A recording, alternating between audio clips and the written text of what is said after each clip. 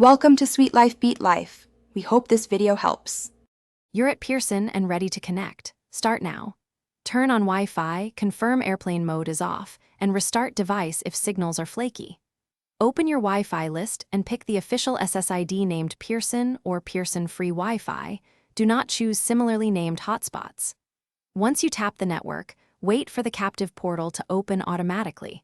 If it doesn't, launch your browser and navigate to any site to trigger the login page. Keep your boarding pass or email handy for verification prompts. You're on the captive portal now. Proceed through the steps it shows. Read and accept terms if required, then choose guest access or sign in with the method offered, often email, phone, or flight number. Enter only the minimal requested info. The portal typically sends a code or link to confirm.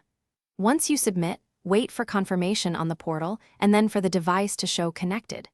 If you need faster access, choose any paid tier, but make sure the payment page is secure. You should test connectivity by loading a web page or streaming a short clip. That confirms DNS and captive portal success. If pages stay stuck on the portal or say no internet, forget the network, toggle Wi-Fi off and on, then reconnect and trigger the portal in a private browser window.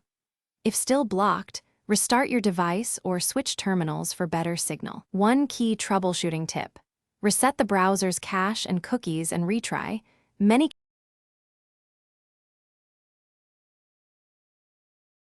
Thanks for watching. Consider subscribing if we helped you.